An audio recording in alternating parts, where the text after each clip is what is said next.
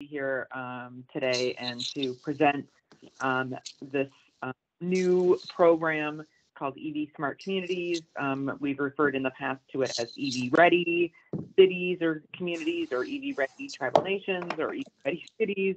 It is now EV Smart Communities kind of overall, but there's two components. There's EV Smart Cities and EV Smart Native Nations. So there's two different components. And we're super excited to finally be here and launch this. It was a long time waiting. Once we were awarded money, it took a long time for the contract. So here we are, super excited. And I will just say, for fun fact, that in less than a month, it will be 5 years since that GreenStep City electric vehicle workshop that we did that launched Cities Charging Ahead. Like, I cannot even believe that. That's making my mind explode. And Mr. Evan Brown, who's going to talk to you later today, was sitting in the front row. I think.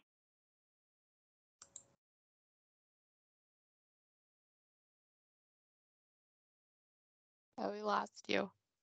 Oops, you got muted there, Diana. Did you have to unmute. Muted?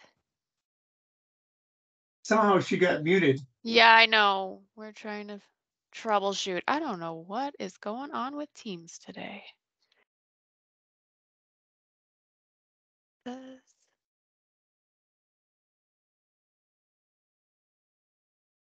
right, just calling back in. We can, while we're waiting for Diana to jump back in, we'll just go over the agenda really quick here. So Diana's working on her intro. Apologies for the technical difficulties today. I know some of you also were having audio issues, so I apologize. And then Rebecca's going to share an overview of the program, give a little bit deeper dive of what is EV Smart Communities and how to participate in that program. And then we'll hear from Brandy Toft at Leech Lake, Band of Ojibwe, Evan Brown at City of Red Wing, and Jen McLoughlin at the City of Woodbury, talking a little bit more about their community experiences. And time for questions and answers, hopefully, at the end. So, Rebecca, what do you think? Should we wait for Diana here, or do you want to jump in? You know what? If she's taking a bit, I can jump in and cover her slides. They won't be perfect, but I can for sure do them. So yes, as we mentioned, we're excited to be here today to kind of launch the start of the EV Smart Cities and Native Nations program. Next slide.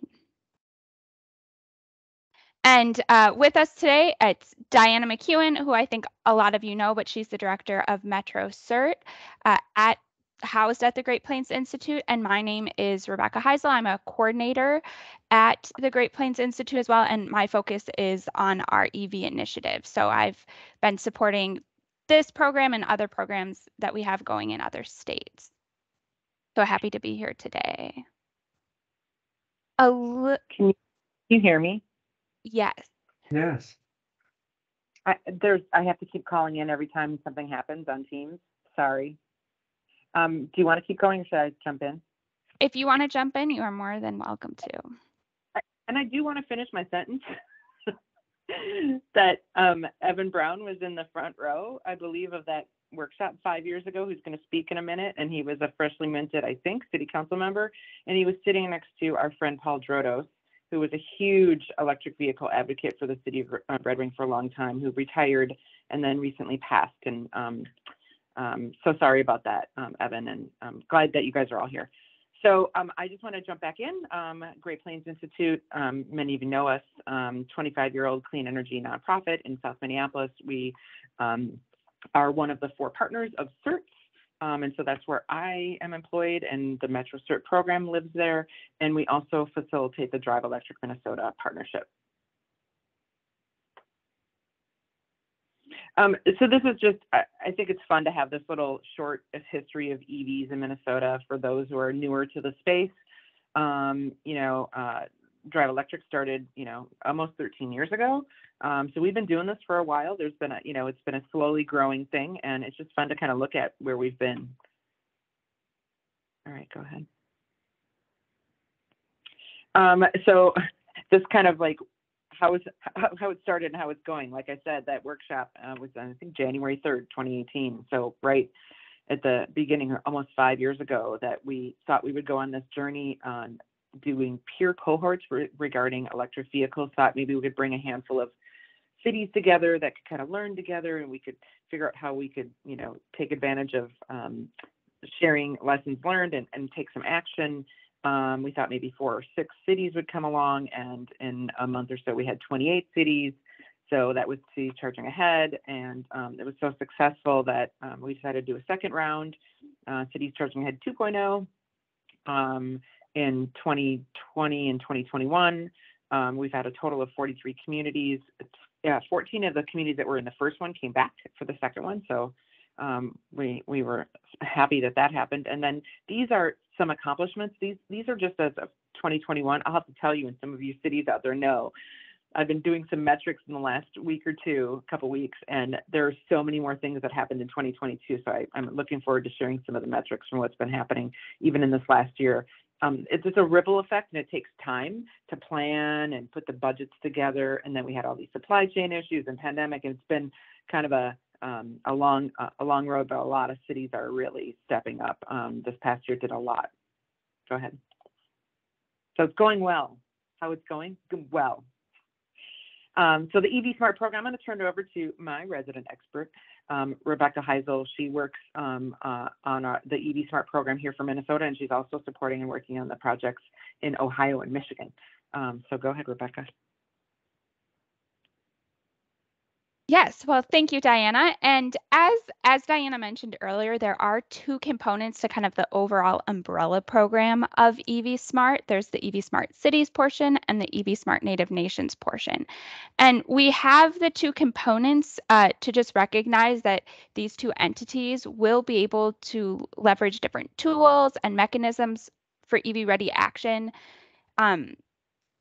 differently than each other. And so we really need a framework that reflects that for each of the 2 entities. So since GPI has done a lot of work with cities in Minnesota surrounding EV readiness, and we've piloted portions of this program in like cities charging ahead, we feel secure in the framework that we have for the cities. And the Native Nations have also participated in that, but really we want to work together to co-develop a framework that will fit the Native Nations. So beyond the framework of this EV Smart program, between the 2 components, the rest of it will be essentially the same, right?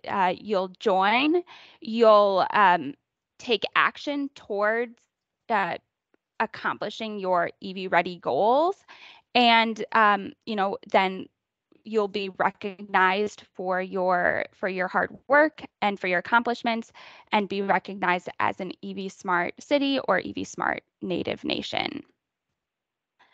And so that is just the general overview. But when you are considering joining, you might be thinking to yourself, like, what are the benefits of this program, and what will I get, and why should I join?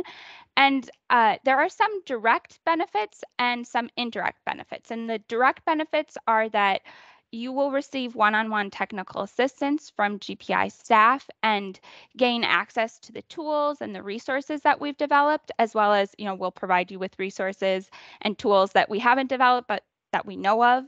And we'll also give you support while preparing for state and federal funding opportunities. There's a lot coming down the pike, and so we'll help keep you aware and ready for that. And we will help you forge and maintain partnerships with your local electric utilities, other private partners, as well as your peer communities. And then, as I mentioned earlier, you will be recognized as an EV Smart participant.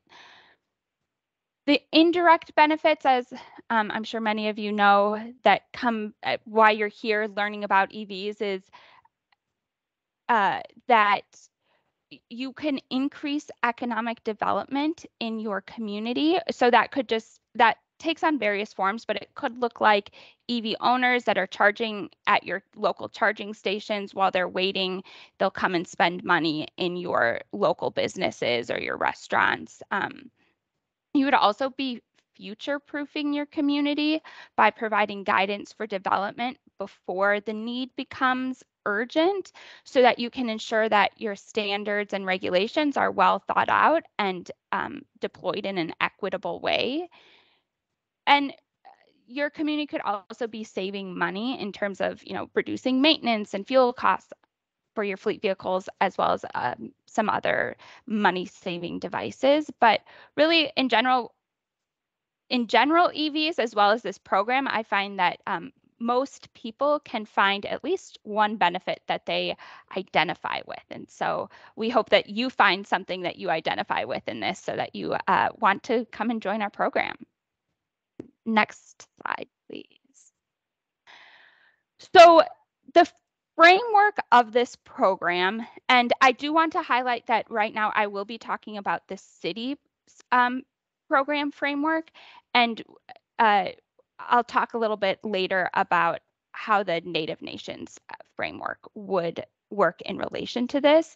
But there are, the framework is organized, and you have the overarching categories, and then within each of those categories, you have best practices. And then within each of those best practices, there's a list of different actions that you can take. So it is kind of similar to the GreenStep Cities framework, as well as, if you're familiar with SoulSmart, it's also based off of that. So on the, I think it's your left, I do have the 6 categories listed, and the titles of those categories are planning, regulation, utility engagement, education and incentives, governmental operations, and shared mobility. And I do want to highlight that we have built in equity actions throughout this framework, but there are certain equity categories, such as the shared mobility, that are really steeped in equity, but we do have it baked in throughout. Next slide, please. So this is the kind of a more holistic view of the program. Along the top there, I have listed the different category names, and each category has its own color, and it's in a column. So you can see that, like, the planning category is yellow, the regulation category is kind of an orange-ish color, and beneath the categories are the different best practices. I do not have the actions listed in this, because the type would have been so small you wouldn't have been able to see anything. And today, we're not going to go take a deep dive into all of these, but I will just give a brief overview of what's covered in each category. So the planning category really focuses on addressing EVs and charging infrastructure in your planning documents to set specific goals and timelines for deployment. And the regulation category is about adding standards and requirements for EVs and charging infrastructure in your zoning code, and streamlining your permitting processes. For utility engagement, this is recognizing that electric utilities are vital partners in accelerating EV adoption, because they have this vested interest in seeing EVs succeed within our communities. So this category really focuses on ways that you can interact and partner with the utility. The education and incentives category lists, in my mind, it's kind of more of the outward facing actions that your community can do to educate your residents, your local businesses, and commercial property owners about EVs, and to educate them about the benefits of electrification and provide them with the resources, tools, and incentives that they need to transition to electric.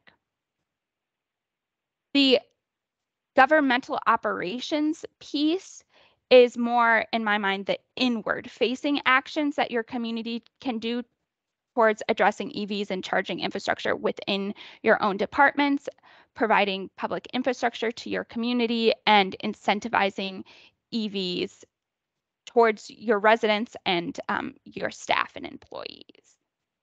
And then last but definitely not least is our shared mobility category. And this category is heavily focused on recognizing that not everyone in our communities owns a personal vehicle, so they'll miss out on the benefits that EVs provide. And so this category is really recognizing and promoting alternative forms of transportation and micromobility to reduce vehicle miles traveled within our communities and incorporating EV technology to expand transportation access. Next slide, please. So we're not going to jump into everyone, but we are going to take a little bit of a deeper look at 3 of the different categories. So the first category that we're going to look at is regulation, and the best practices are listed below. So it's enabling EV and charging infrastructure. When you see the words EVSE, that's electric vehicle supply equipment, which means charging infrastructure in your land use regulations, and incorporating EVs and charging infrastructure in your parking standards and or building code. We can't do that here in Minnesota, but that is available for other states. Incorporating EVs and charging infrastructure in your permitting processes, and encouraging charging infrastructure in or near to affordable multifamily housing. And then the last best practice there is hosting regulatory process resources online. So we do have a poll. Chris, I don't know if it's easier to go to the next page there. Yeah. So the question is your community considering including EVs in any of the following best practices? And you should be able to select all that apply. And we'll just give you a minute or two here. We want to make sure that we get to everything.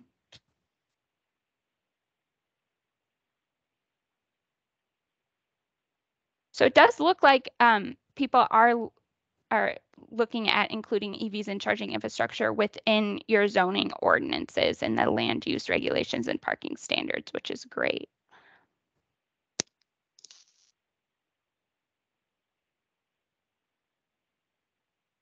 It'll just give you a few more seconds to reply before moving on.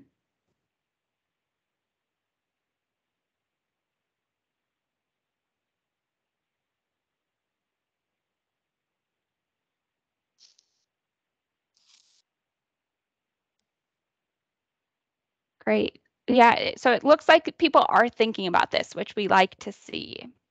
So maybe in the interest of time, Kristen, let's pop on over. I think, can you keep responding, maybe even if we aren't on the slide, because it would be interested to see later. If not, that's okay.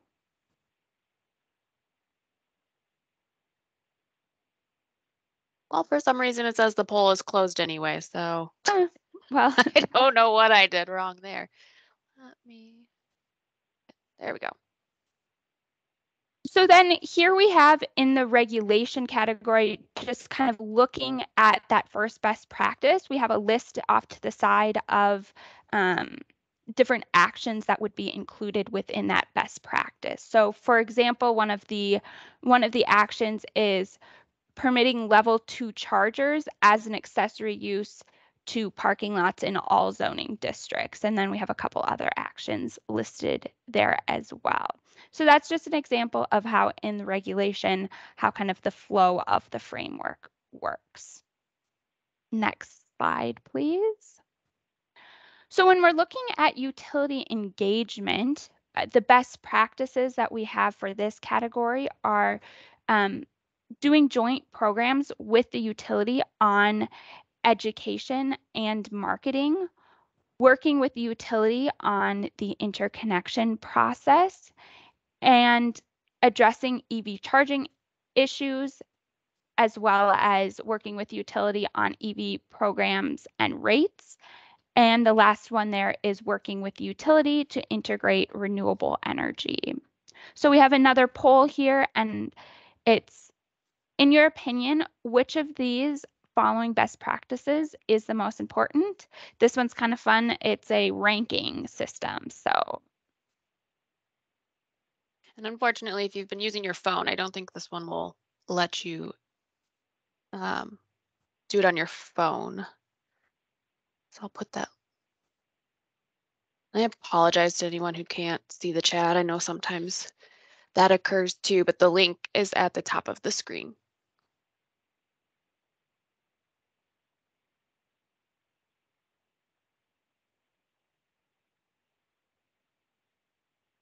so I don't know how many people have responded, but it looks like working with the utility. Oh, now it's changing. Addressing EV charging infrastructures is taking the lead. This is fun to see, like real time, the responses.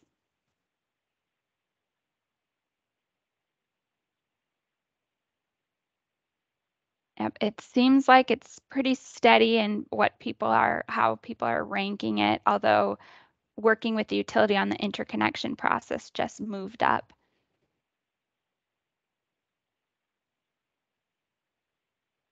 All right. So just a few more seconds to get in your responses. The EV charging issues has stayed in the lead despite some lower movement going on. All right, I feel like we're at a horse race. Yeah, yeah, exactly. Ooh, we have a tie for third. Oh. All righty.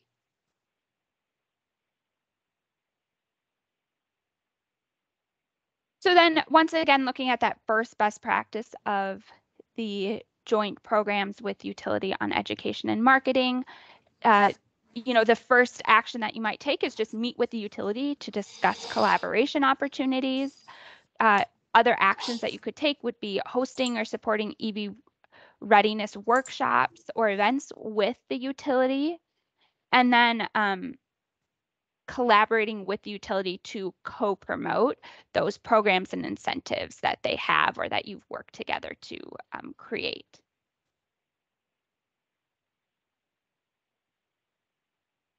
And the last best practice that I will highlight today, or excuse me, last category is shared mobility.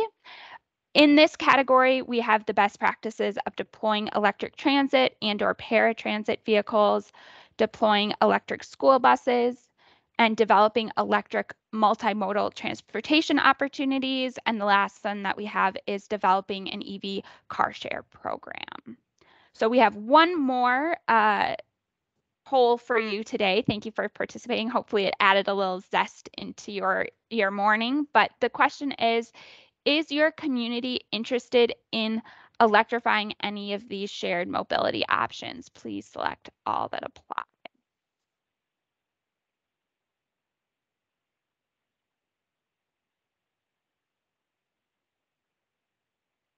So I do see a question in the chat that while we're looking at this, I'll just answer verbally really quick. The question is wondering how cities can support accelerated electrification of public transit and school bus fleets. And that's a good question because it looks different for every community.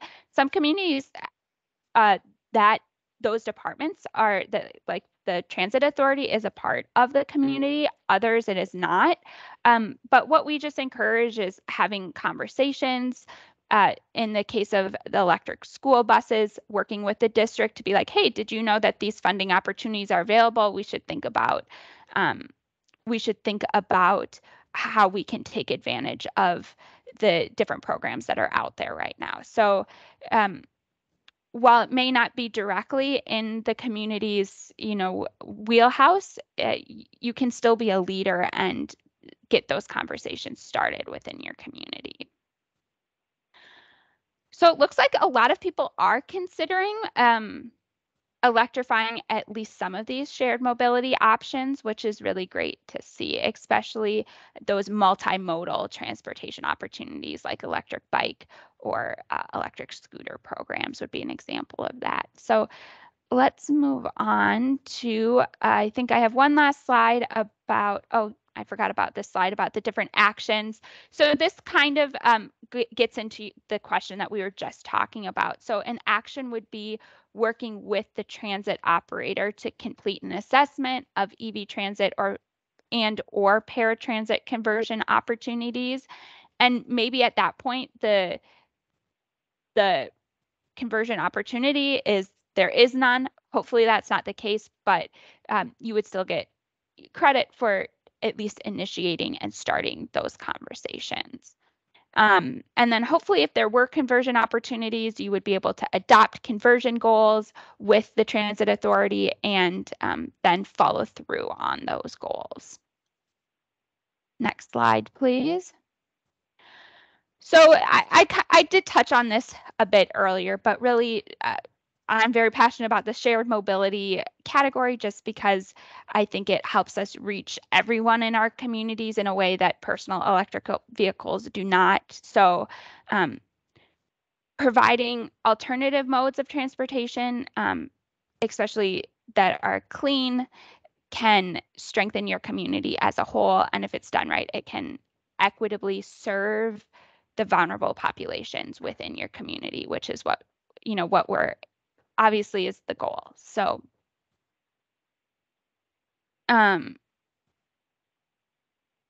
now, as I mentioned earlier, what we looked at was the city framework, and we will be working together with the participating Native nations to co-develop a Native Nations program framework.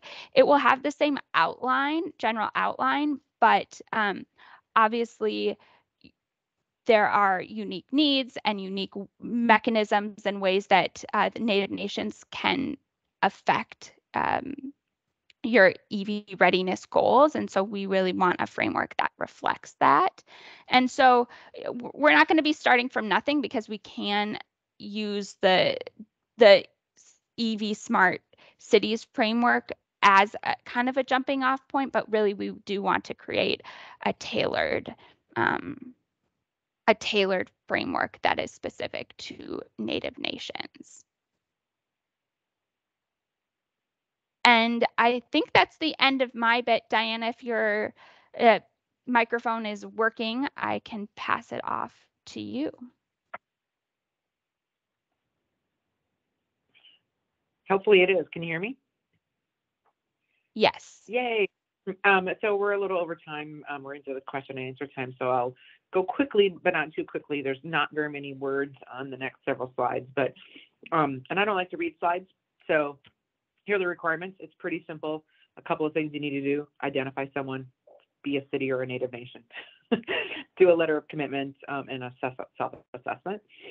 So I just read them after I said I wasn't going to. Go ahead, Kristen. Thanks. Do what I say, not what I do. So the program details, it doesn't cost any money. For the Native nations, we are offering a stipend on an as-needed basis because there will be more time to develop a program, and we want to respect that time needed to help us develop, so we have stipends available. The length of the program is about 18 months. And, I don't know if we said yet, because I've been offline a couple of times, that this is going to be connected to a national program. So while this is a sort of a pilot, funded by the Minnesota Department of Transportation, Clean Transportation pilot, we expect that this will continue at some level after this with a national program. We're trying really hard to raise more money so we don't have to stop in 2024, that we can keep going. We're fairly confident that we'll be able to find some funding. And then on the side talks about the time commitment. Obviously, there's some meetings, there'll be webinars, and then you have to do your own self-directed work on it as well. Next steps, we're asking folks that are, cities, Native nations that are interested to fill out an interest form. We'll pop that into the chat. It will be in the follow-up. And it's a pretty simple, like basically just saying you're interested. And those are due by December 30th at 4 p.m. And a huge reason for that is because we're not sure, what the what the desire will be to participate, and if we have way too many cities, so we're going to just pull them all together at one point and look at them. And if we have too many cities, we're trying to figure out a way to offer it to as many cities as possible. Maybe some cities won't get the one-on-one technical assistance, and we're thinking about that for some of the cities that are further down the line.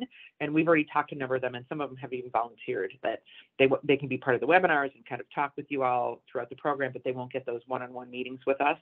We'll still answer questions for them, but not do as much deep stuff. So happy to provide more details. I don't know, is this the last slide? I can't remember.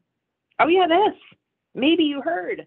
On Friday, finally, the level 2 EV charging RFP for the latest round of charging through the Volkswagen settlement funds through the Minnesota Pollution Control Agency came out on Friday.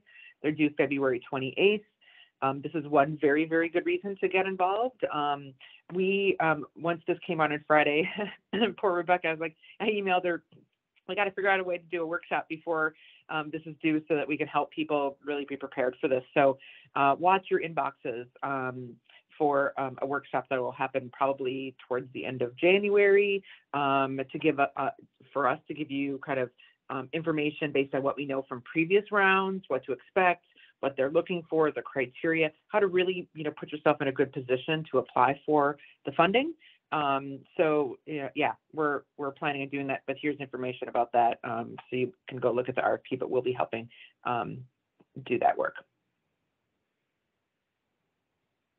Cool. Question and answer. It's super crystal clear, right?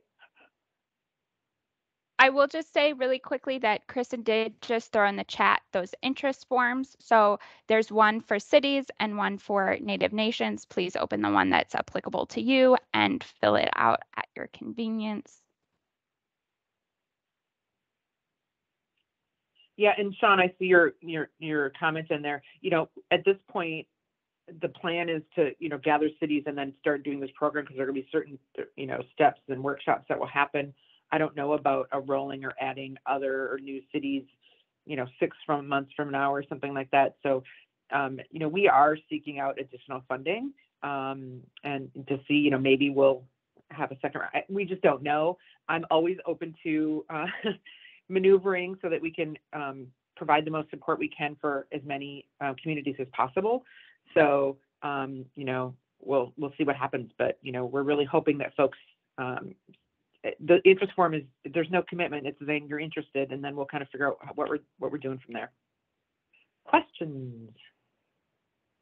Diana, there was one in the chat from John Howard asking, will there be regional cohorts like with the cities charging ahead? I found those very helpful. John, I wish. God, I think that just worked out because of where the cities and Native nations were in the state congregated, and that was also the before times, and I think doing online stuff is easier now. I think it still is a much better engagement and exchange of information in person. I think we can try to figure out if there's a way to do maybe one in different regions, maybe one in the southeast, one in the metro for sure. It depends on where the other places are, because we're such a big geographic state. But I hear you, John. That crew in southeast, you're some of my favorites.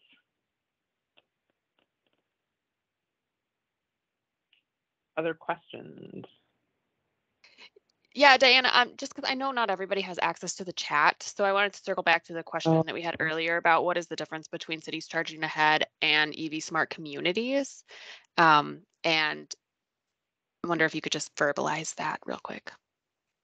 Sure. So Cities Charging Ahead was a peer cohort, Cities Charging Ahead 1.0 from 2018 to 2019. And then Cities Charging Ahead 2.0 from 2020 to 2021. Those are things in the past. And if you were a Cities Charging Ahead city, woohoo, thank you for being part of it. It's, we can't really go back, and we're not, maybe it'll come back in the future. But at this point, that's a kind of a past thing. And now I think we're graduating to the next level, which is this broader, fuller, richer, based on a lot of the work and information and resources that we helped create with the, in collaboration with the cities and tribal nations that were working with us then, giving us feedback. So this is a lot of the culmination of all of that work. But this is, you don't have to be a city charging head city to apply for this. Anybody can apply. And we're actually really, really, really would like to see more smaller cities in greater Minnesota, cities with less resources, cities that have not done very much. We really want to help those folks get started. A number of cities have already started and kind of have a sense, and we can reach out and talk to them too, but we really want to help some cities that have not been involved for a while and get them the resources to get started if they don't have as much capacity. Is that helpful? Cool. Yeah, thank you. I don't see any hands raised. If you don't have access to the chat or you want to unmute yourselves, do feel free to use that hand raise feature. And otherwise, I think we have Sean. I see your physical hand raised. Great. Yeah, my question is, I think a while back in Dakota County, Todd Hoopenauer organized a session with some of the hotels, businesses, some cities in Dakota County to look at where they had EV chargers and where it would be good to have more of them. And I'm wondering, is there a certain type of value of also doing some coordinated EV infrastructure planning with, basically your cities in your county, along with other entities that might have charging stations like certain grocery stores or hotels, et cetera. So I'm just wondering how to come up with the gap analysis, et cetera.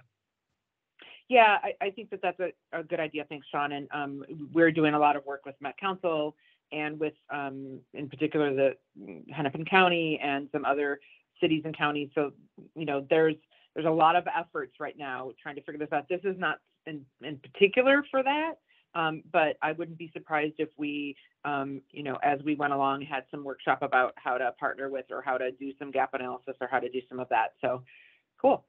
Thanks. Kristen, I'll let you, we have speakers now.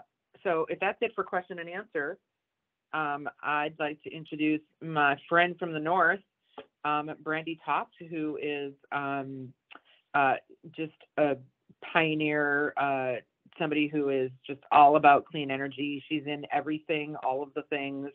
I've been a collaborator with CERTs and others in northern Minnesota for a long time. And truly a leader on electric vehicle stuff from the Native Nations side of things. So super excited to have Brandy Toft, who was the Native nation that was involved with Cities Charging Head in the past. And she's going to share some information. They've done some work on electric vehicle charging, and asked her to talk a bit about their journey and what they're working on. Brandy, come on down. Thank you so much. No, I'm really happy to be on Zoom. We were talking about this. I don't have to come on down. I can do it from here and not do the 4.5-hour travel. So thank you. Welcome everyone. And Diana lies. I do very little and whatnot. So let's go to the next slide, please. Next slide again, please.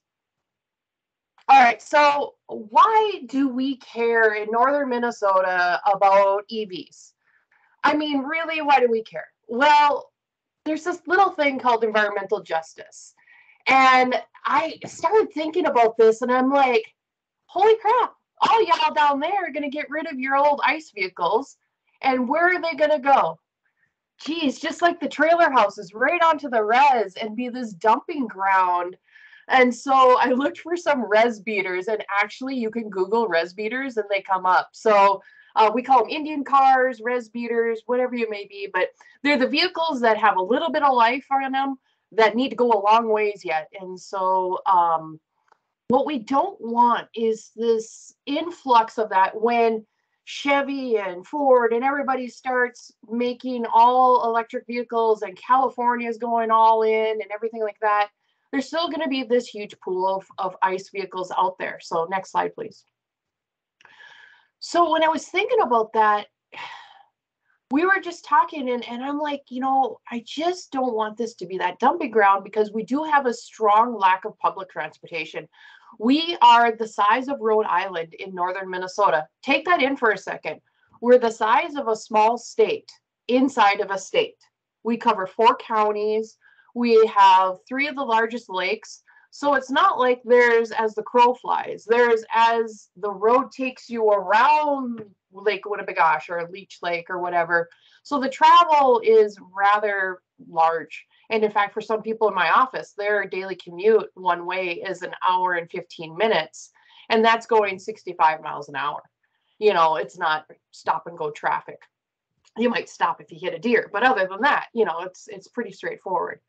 So all the other funding that we had previously today is been on state corridors, Highway 2, State 371, all these different corridors, but that's only serving, say, the tourists or the main corridors. And what we want to do is serve the tribe. We don't want to leave the tribe behind because there's not that infrastructure in place. Because my theory is, if you build it, they will come, right? Thank you for everyone that gets that reference.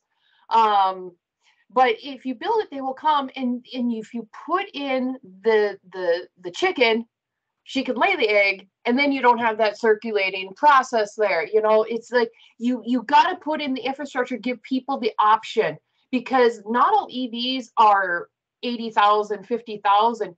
In fact, we'll get them to a slide later. You can get them for 5,000, 6,000. There's those opportunities. So we want to make those opportunities for tribal members, because they, as anyone else in rural Minnesota, deserve a choice and not to be limited or hamstrung. And the same goes for government fleets, such as our tribe. Right now, we have, well, I'll go to the next slide. I'm talking ahead of myself. We have 6 charging stations. So we're the largest charging hub in northern Minnesota. I'm sticking to that till someone tells me different. But right now, in our area, we're the largest charging hub. And we put them at all the casinos, because they're safe, they're brightly lit, they're 24 hours a day. If my girlfriend was going along with her 2 little kids and needed to charge up, where would I feel safe for her doing that? At these places. So they're great locations. So they're 5 level 2s, which we do not charge for. We do not, those are open and free to the community, and if you're traveling through, to the public. And then there's 1 level 3. Sorry, everything can't be free. You can't have your cake and eat it too. That is a charge there, but that's of a different product, a different program there. So anyways, so this vehicle right here that you see with that tribal elder there, he drives that all over. He bought that for under $6,000. It's a little leaf. You can do it. You can get these things. So why limit people, and why limit the fleet infrastructure for not having that ability to do that? So next slide, please. So this is just an example of one of the places, and then our little cute little charging stickers there on the ground and whatever. But we wanted to do more. And this is where I was talking about where we wanted the tribal corridor. We wanted this to serve the tribe. So we are putting in 14 level 2s. Again, we will not be charging for the level 2s. One, it's just too complicated, right? You have to have this whole credit card infrastructure or this system going on, or you got to track it. It's not cost effective for us to do that. And the amount of electricity that will be going into that, the tribe has said, we feel that this is a process moving forward that we are comfortable with. And we want to, it's not going to be like the Twin Cities. We're not going to have someone there 24 hours a day, right? It's different. There's 2 level 3s. Those will be key fobbed. So those will, and probably have some type of credit card process, because they are just more, and it's easier to track 2 of them than 14. But these 14 level 2s are going to be at the tribal community centers across the reservation. So every different part of the reservation, remember, Rhode Island is, we're going to have them all across the reservation. I'm also going to get one here at my office for my PHEV that is now not coming.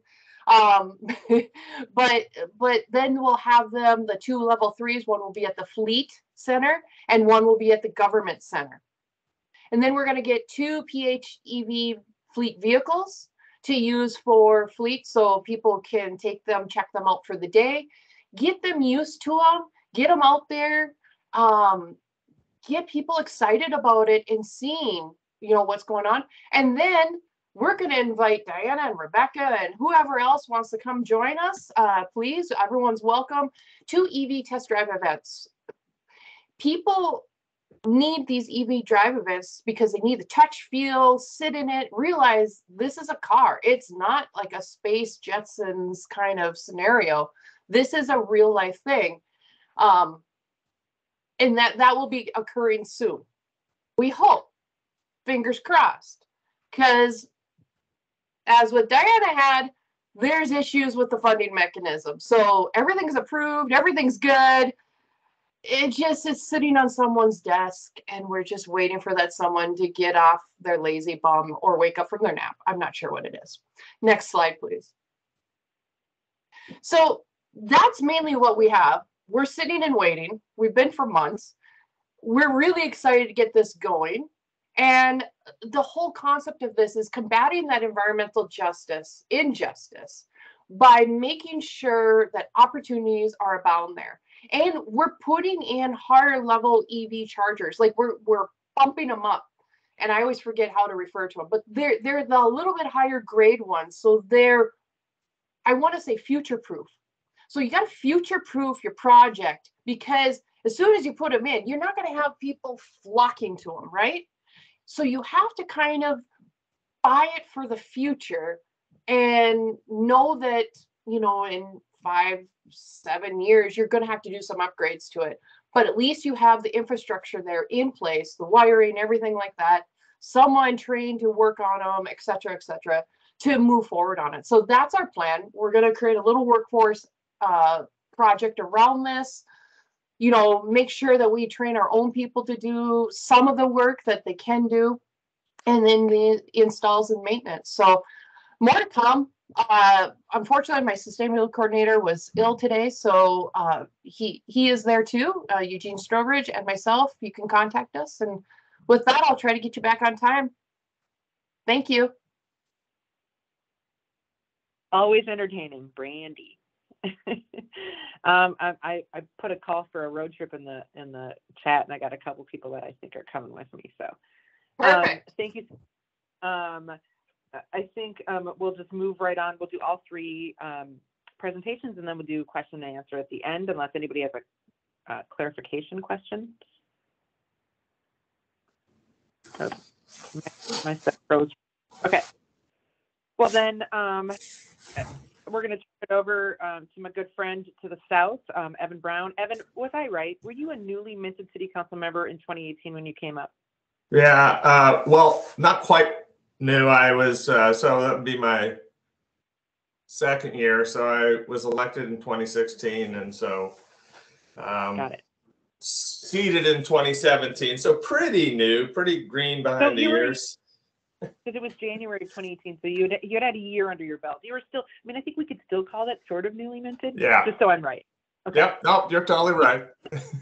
Newish. So, Evan, city council member in Red Wing, and he's been super. It's not often that we have city council members that are that active in some of the work of the city, but Evan is really active on many issues, including electric vehicles, and we're really excited to have him here to talk about Red Wing, because they, you know, I point to Red Wing as a case study a lot. And so, you know, Evan, take it away. Tell us about your journey. All right. Well, thank you very much, Diana. And it's always been a pleasure to work with you. And yeah, thank you for talking about Paul. He was a real leader down here and for us in general. So if you can maybe bring up my first slide. Thank you.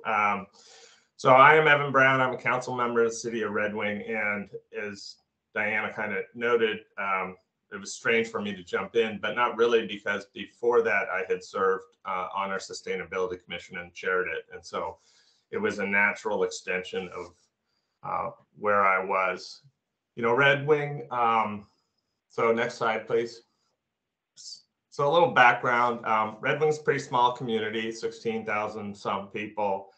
And, you know, we're off of, you know, we're not quite where anyone would call a bedroom community. So, you know, kind of we're out on our own, but we are on the 61 corridor. And I think, you know, along the river there. So I think it's a very interesting corridor for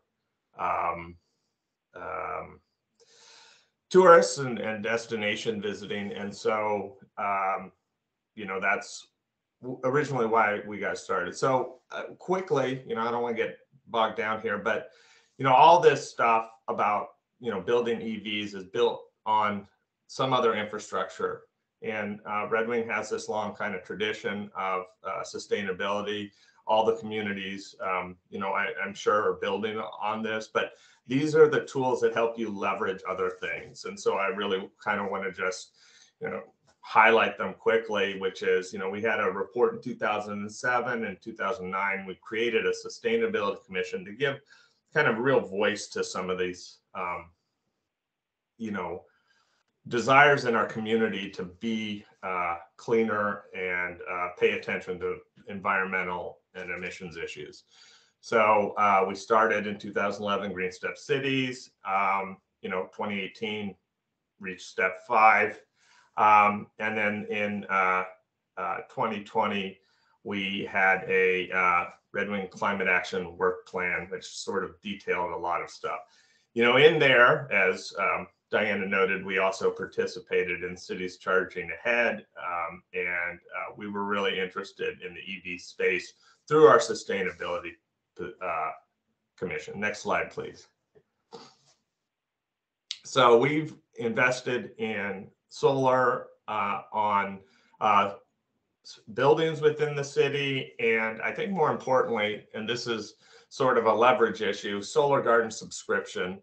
So in 2016, we subscribed, and that was something that we really worked on when I was on sustainability to raise awareness about these solar gardens.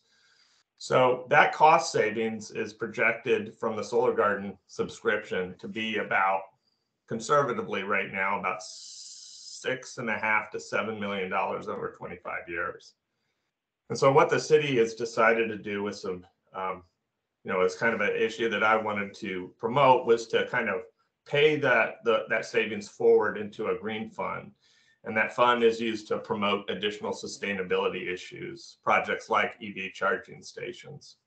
Next slide, please. So, so one of the things that we did early on in 2018 is we had some very interested community members who wanted to see a charger. We believe that we were a destination corridor, and other corridors were getting priority. And so we DIY'd it. We just did it ourselves. We figured out, we found a 25 kW DC fast charger. We installed it. It was partially funded with a CERTS grant. The city funded the rest of it. And then we asked the local business community to cover the costs and offer the charger for free to visitors to our community. And we did that as an economic development tool to get visitors to our city. And we did for 2 years track zip codes. Some 95% of the zip codes were out of the city area, meaning that it was a powerful draw for people to come into our community, sit and charge, and then to, you know, kind of interact in our community. Next slide.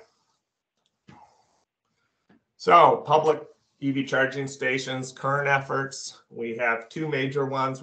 We have a city-owned redevelopment site along what is called Old West Main. That's a parking lot that the city owns, but in conjunction with the later corridors, MPCA grants for charging. That Zeph Energy, we were considered, identified in the grant process as a city for locating that. So we are currently working with Zeph to put in a 50 kW fast charger at this site that will be upgradable to 150 kW or 200 as conditions warrant. So we really are ready. All the infrastructure is there. We just recently did a street reconstruction. This is in a developing retail area, and so I think it'll be really exciting, and we're looking to see it in late spring of 2023. Next slide, please. So we also have another, we're putting in a 2-head level 2 charger outside of City Hall. This is a public charger, although I think it will also serve the city in certain ways. This is also a Zeph charger. And this was, I believe we did get a grant for this from the level 2 MPCA grant, another one, an earlier one. So, so that's coming, and I expect, again, all the site work's done there, and we are looking to see, you know, Diana mentioned this, but it's equipment, and all the equipment is held up. So we're ready to install it. It's ready to roll. We're just waiting on it. Next slide. So what I think is really interesting and exciting, probably more about what we're doing right now, is EV policy development. Our first EV policy was a EV charging infrastructure policy. This is a broad-based policy for the city about its priorities in adopting and encouraging EV development in public spaces, but also kind of giving the overarching goals that the city wants to see generally. So it helps inform our private policy development. So the city adopted that just this past September, and some of the, you know, you can see some of the concepts of looking at ownership structures, fees and funding, usage, installation, wayfinding, all the issues associated with how do we, you know, site and consider charging infrastructure. And, you know, in our city, it's long, and we do have issues where we want to make sure that we put charging, we place charging equitably. So that is part of our policy as well. So next slide, please. Right now, we're currently in development of EV Policy 2, which is considered over private developments.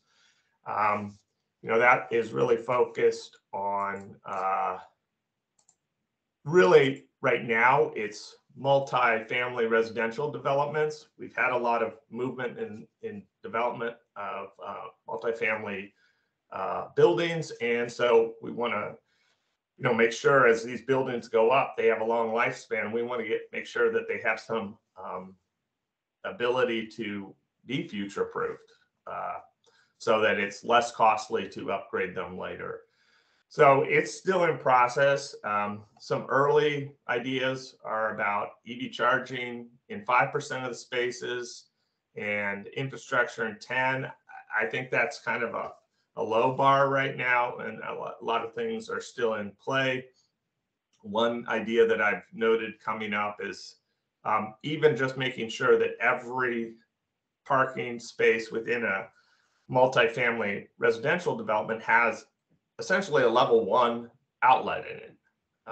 That does allow for you know, flexibility for a lot of plug-in hybrid vehicles, and so there's a lot in that space. So we expect that in spring, maybe mid-year of 2023. So next slide, please. Another big you know, focus for our city is we completed a EV fleet study in 2020, and it identified there were about 18 vehicles that were identified conversion that were out of 25 total vehicles. So that was a pretty high rate. It was also conducted right in the midst of COVID, which has its own interesting dynamic, because we realized that we believe that the study, in fact, underrepresented the use because of the lack of use of vehicles to the degree that they had been used before. So we actually think, I suspect we will want to conduct a fleet study a little later, to get a little more accurate.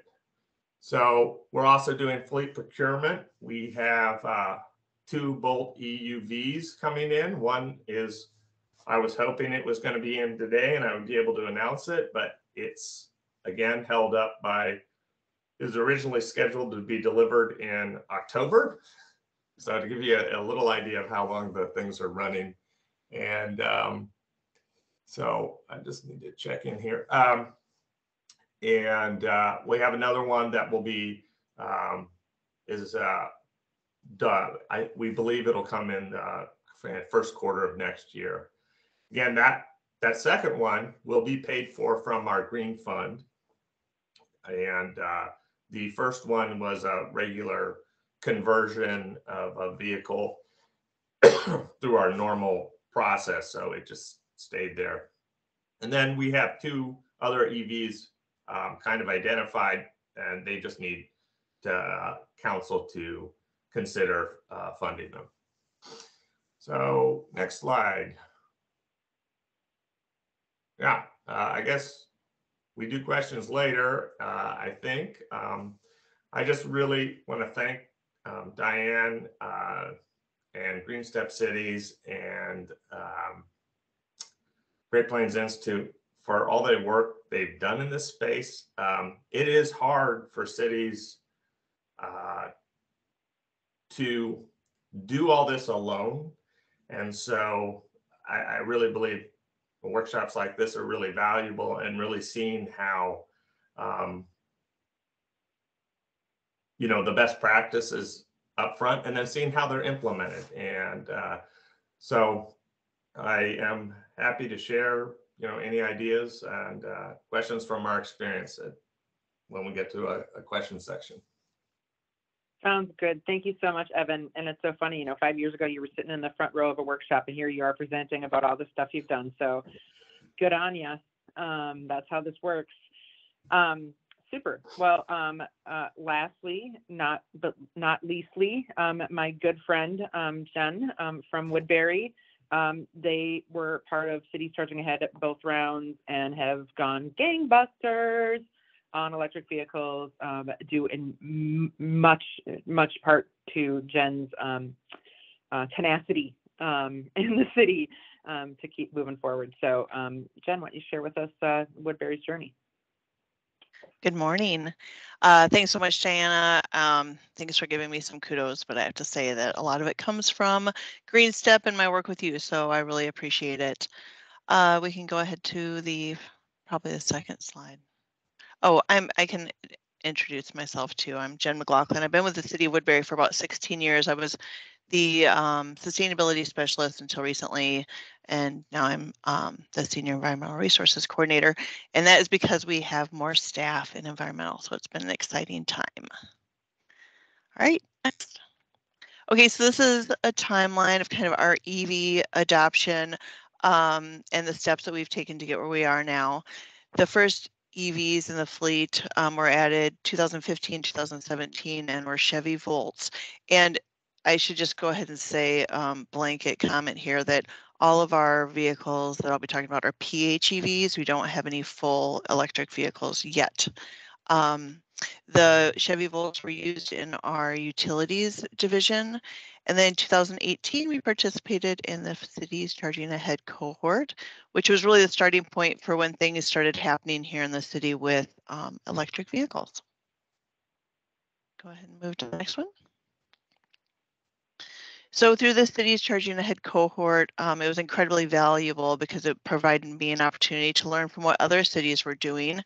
And up until that time, there was some hesitation about adding more PHEVs in addition to the Chevy Volt to the fleet for a number of reasons. One of the reasons was size of the vehicle. Those PHEVs, the Chevy Volts that they were being used in utilities, had previously been sedans, and these at the time gentlemen were getting in and out of their vehicles a lot. And so it was a lot that was their biggest complaint, was just the size of the vehicle getting in and out. So then through the cohort, I learned that Mitsubishi had released their Outlander, and that White Bear Mitsubishi was providing ride for cities to be able to get staff in these vehicles and see how they ride. And they were even letting some cities borrow them for an amount of time. So I worked with White Bear Mitsubishi to do a ride and drive event over at our public safety building, and invited staff from utilities, of course, public safety, and our building inspectors, because we felt like they would be the next reasonable choice for moving into some of these other vehicles. The city's first Outlander was for the public safety department, and it was and still is an undercover, unmarked vehicle. And they have like positive feedback on how quiet the vehicle is, but they really want the level 2 charging before that we do any more future purchases. The department that really, and I'll get into this, but latched onto these vehicles was our building inspections department. So they have most of them at this time. And then you can go to the next slide. So we also have one of the biggest challenges for public safety is being able to have that pursuit rated vehicle. I know some cities have now had Teslas. We are not there yet, but we were excited to see the Ford Interceptor be released, and it is pursuit rated, but it's a hybrid vehicle, so not electric, not plug-in. But at first there was a cold reception to this, and it's different, and change can be difficult. And it's interesting because, and this probably isn't surprising to anyone on this call, but the responsiveness for a hybrid is much different than an electric vehicle. And so that was one of their complaints with this vehicle. But we do now have 4 of these vehicles in the fleet, and it'll be great when there's some more options for electric vehicles that are pursuit rated. Next slide. So in 2021, the city worked with Xcel Energy and Sawatch Labs and participated in Xcel's fleet electrification program. Through the program, Sawatch performs an electric vehicle suitability assessment, and then they make recommendations through the program. So what we did was we put these telematics devices that they provide, and this program is fully paid for through Xcel, or reimbursed, I should say. So we put the telematics devices into 23 of our internal combustion vehicles. And then we also did our 8 plug-in hybrid vehicles, because that provided us an opportunity to learn like if we were using them at their full capacity. And then the 23 ICE vehicles were evaluated to see if there was some opportunities to switch over into electric vehicles for those. So, next. So some of the results, I think, no surprise that there were vehicles that were recommended for switching over to the plug-in hybrids or electric vehicles. Again, I think the biggest hindrance has been the size of the vehicle, and so that's why we have switched to a number of more Outlanders. But there's a lot of excitement for those trucks coming out, right? That's what everybody's waiting for as far as the city staff, I think. But so I think what really came out of this study that was very useful was the information on our plug-in hybrid electric vehicles, because we found that so our building inspections department now has 6 of these vehicles, and they would come, they wouldn't plug in necessarily over lunch, or they might not plug in overnight if they felt like they had a decent charge. But it's important to go ahead and plug those in. And this study identifies like missed charging opportunities, which we thought was really interesting. And then it also looks at behavior. So, we need to minimize idling. We would do a lot better with level 2 charging, and again, needing that that variety of sizes. But our building inspection staff, felt that it was very informational and identified practices that they didn't consider could make a difference. And so they have reacted to this and have changed. So I think, again, this was the most valuable part of that study. And so this year, the city participated in Excel's EV Solutions program. So in the spring of this year, we had a parking lot reconstruction project here at City Hall, and we thought that would be a really good opportunity to get some of these level 2 chargers. So prior to this, the 6 Outlanders that are parked here at City Hall were using just level 1 charging. So especially again, after following that suitability assessment, staff was really interested in having these level 2 chargers, because then when they come back for lunch, they can just get that extra charge that might get them through the rest of the day.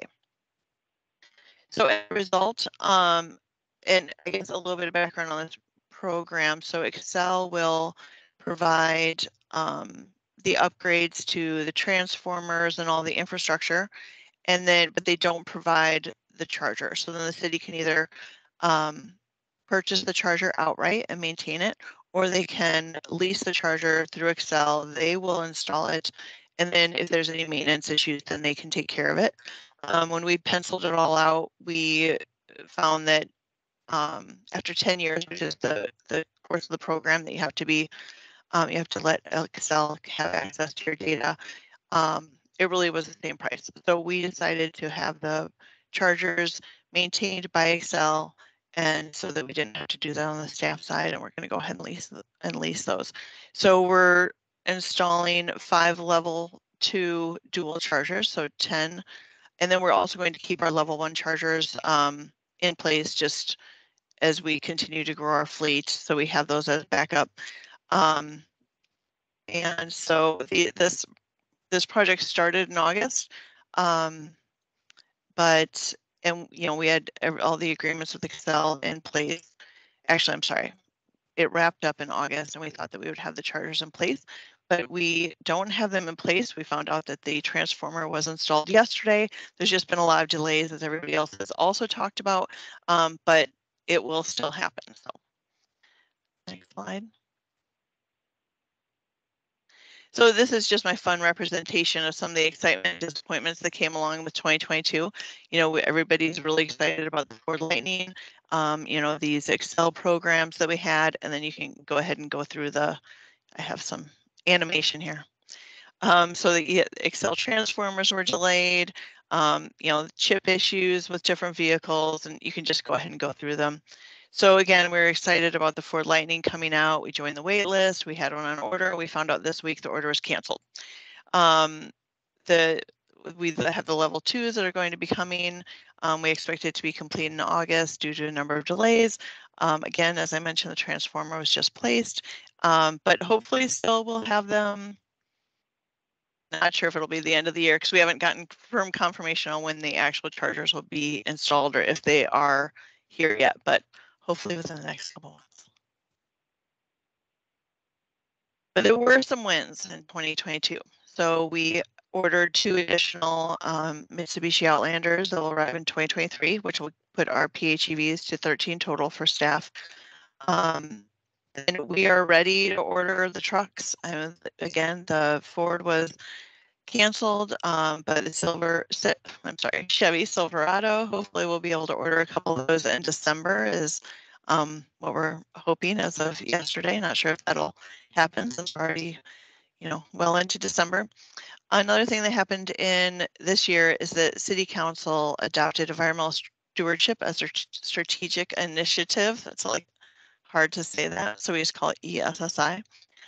We're just getting started on that, but through the strategic initiative, which will be 2 years, it means that staff will be putting a lot of resources to a lot of different environmental initiatives, and one of them will be to create an action plan, which is something that Woodbury has not had. So a lot of excitement there. One of the first steps that we did, you can see in the bottom right here, and I see that I didn't do my box correctly, but we sat down with staff and kind of mapped out like the last 20 years and all the projects and programs that we've done in Woodbury, kind of as our starting off point.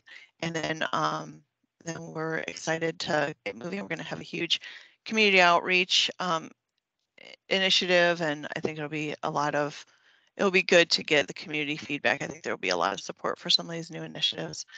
And then we also have Woodbury Central Park, which is it's shared with one of the county libraries and then also the YMCA. We're doing a big reconstruction project there that we're in the planning processes for. It will be built with solar, geothermal, and we will have our first city-owned public chargers there, and it will be built to meet SB 2030. So some good things and some bad things. So just kind of as a wrap up, our 2023 EV status, we will have 8 total when the other 2 Outlanders arrive in building inspections.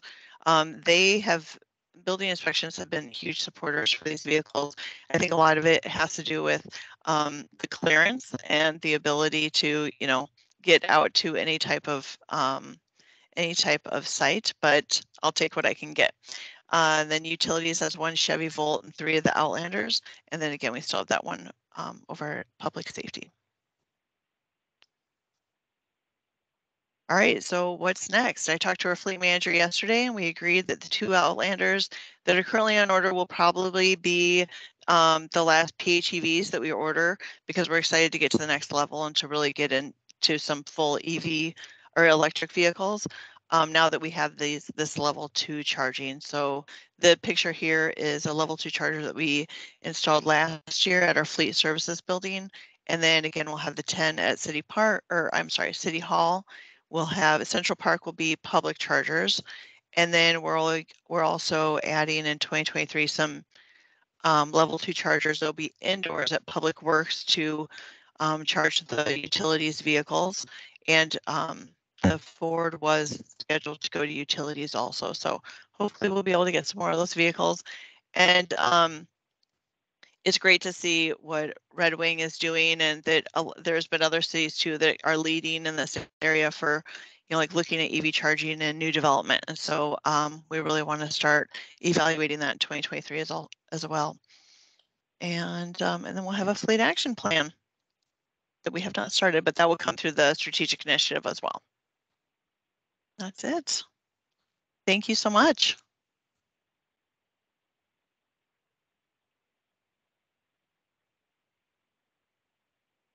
Diana, you're on mute. I touched Thank it, you, but it Jen. didn't work. Can you hear me now? Yeah. So thank you. That's a ton of work. You just navigating, it seemed like for the longest time, they weren't ready to do a full EV. And now it's like, okay, now a truck.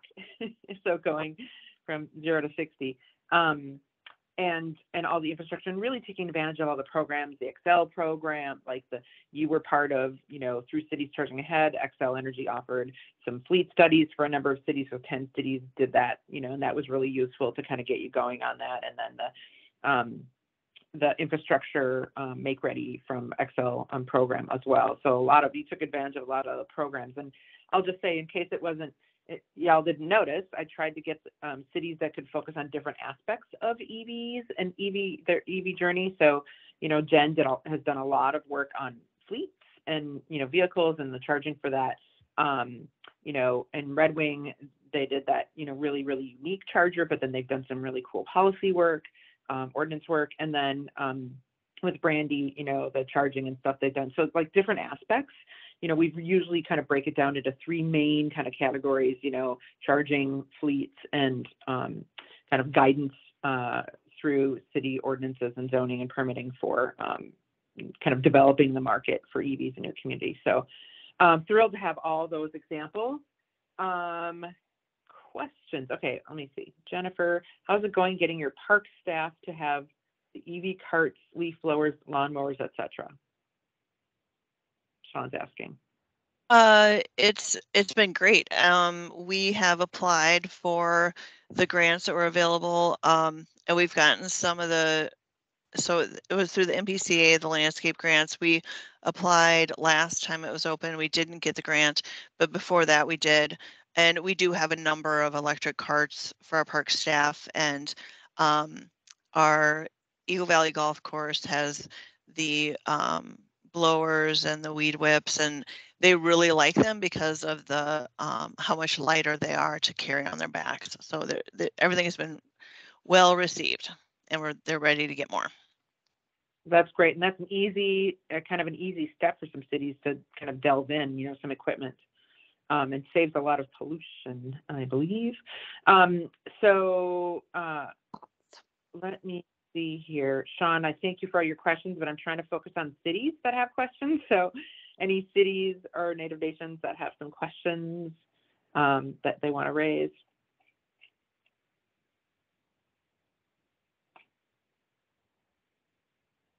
Feel free to, yeah, use your raise the hand feature or unmute yourselves. I think you have that ability as well, folks. Yeah.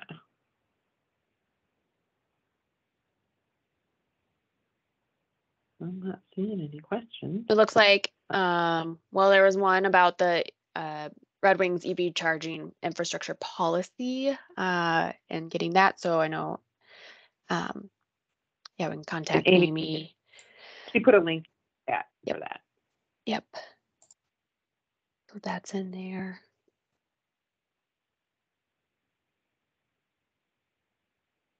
No questions?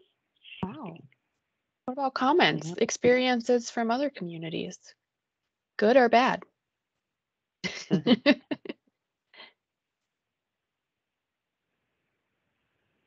Well, we hope if Rebecca or Kristen or Alejandro can drop the link again in for the interest forms, you know, we hope we've given you enough of an overview to consider. I mean, again, money back guaranteed for signing the interest form because you're not spending any money. And, you know, we really want to, again, help as many of the smaller communities as possible, but, you know, y'all big cities, go ahead and sign up as well. We have no idea, you know, who is going to sign up before the end of the month. So there's still time. We'll be out there recruiting. And if you know other cities in your area that you talk to that are interested, send them our way. I'm really happy to talk to them as well. So yeah, I appreciate that.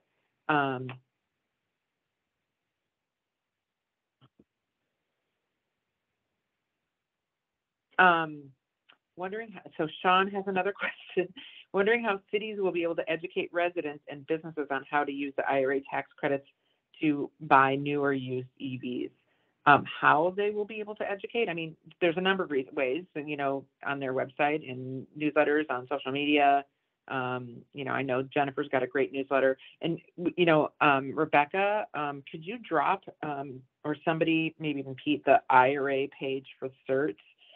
We have a great, I think, kind of consumer-friendly page on the search website about the tax credits and, you know, and it's you drop down, it says residents plus EVs, you know, businesses plus EVs. So, you know, there's different places you can go to get more information about how that's all going to work.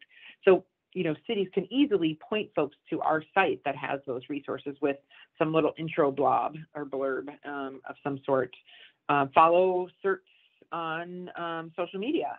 We tweet about these things and resources a lot. So you could retweet that to your residents. Are a couple of different ways, I would say, that you could do this. All right. Well, thank you once again to all of our speakers. Really appreciate you sharing your experience and your time with us. Thank you to all the folks that joined us this morning to hear about the program. We really hope that we'll have a number of cities and Native nations that decide to join us. Again, you know, if you know ones in greater Minnesota, smaller ones that don't have as much capacity that could really be supported through this effort, we really want to help those cities that don't have as many resources. So the interest forms are due by December 30th. The first week of January, we will sit down and kind of look at the pile and see what we've got and get back to folks about how we're going to proceed. You know, we would love to, like in the cohorts, accept everyone into the program. The challenge with this program is because there's one-on-one tactical assistance meetings, et cetera, specific kind of to your city. We just have a resource limitation. We can't do that for as many cities that want to do it as that would like to do this. Although who knows, if we have 20 or 25 cities, we might be able to do it for everybody. So we'll see. Thank you so much. Anything else, Kristen? You probably have a couple slides about next workshops and things. Oh, here's some actions related Sure to do. Yeah, I always want to make a connection back to GreenStep's city and tribal best practice actions. So there were 3 that we felt really relate to today's topic of EV smart communities. And so we'll share those direct links with you all in the follow-up recap with you. So take a look at those. If you've already accomplished some of these, don't forget to go in and put in those action reports to help share your successes with other communities who are interested in kind of jumping into this area as well and getting some credit for that work. So otherwise, yeah, next workshop's coming up. We will be back in January in the next new year with the topic of demographics and kind of diving into data resources and how to use it, how to make sure that you're not only looking at the data and you're also talking to your community, and a few more coming up. And then reminder, since we're getting to that time of year, for GreenStep cities and tribal nations interested in reporting actions and metrics, our deadline is April 1st for those. And so we will be here to help answer those questions as well. I think that's it. There's Diana and Rebecca's contact info again for you all, and we'll let you off early today. Hey. Thanks, everyone.